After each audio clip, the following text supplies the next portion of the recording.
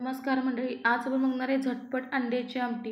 ही आमटी मी माझ्या आजीकडून शिकलेली आहे, माझ्या आईच्या आईकडून शिकलेली आहे मी। ती काय करायची, अशी कढईमध्ये गरम पाणी करायचे आणि चुलीमध्ये उलटण घालायची आणि त्याच्यानुसार ती फोडणी द्यायची। त्या उलटण्यावर तेलातून फोडणी द्यायची। तसं मी तो केलेलं नाही, मी थोडंसं चेंजेस केले। ती यामध्ये मी काय केलं, माझी ऑल इन वन ग्रेव्ही आहे ती गरम पाण्यामध्ये एकत्र करून घेतलेली आहे। या ग्रेव्हीला तेलही घालायची गरज नाही। बघू शकता तुम्ही, आपलं सगळं छान अशी ग्रेव्ही तयार झालेली आहे।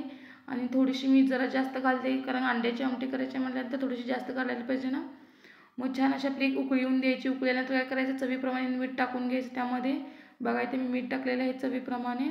आणि छान अशी एक आमटीला उकळी आणून झाली की त्यामध्ये मी काय करणार आहे, अशी अंडी एक एक फोडून टाकणार आहे। बघू शकता तुम्ही इथे मी एक एक अंडा असं फोडून टाकलेलं आहे यामध्ये। आणि त्याला हलवायचं नाही अजिबात। काय काय लोक हलवूनही आमटी करतात, ती पण एक वेगळ्या टाईपची आमटी असते। आणि मी इथे छान अशी अंडी टाकून घेतलेली आहेत।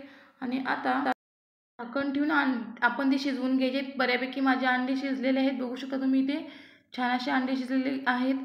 आणि मी हळूवारपणे उलटणे आपल्याला असं नुसतं थोडंसं पलटून घ्यायचं आहे, जेणेकरून दोन्ही बाजूने छान असे शिजले जातील।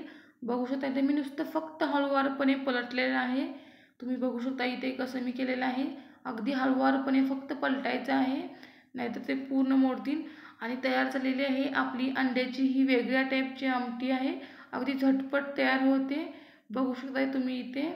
आणि ही पूर्वी जुनी लोक जी होती ना, ती या टाईपची आमटी करत होती। मी माझ्या आजीची केलेली बघितली होती आणि ती मला खूप आवडली, म्हणून मी आज ट्राय केलेली आहे।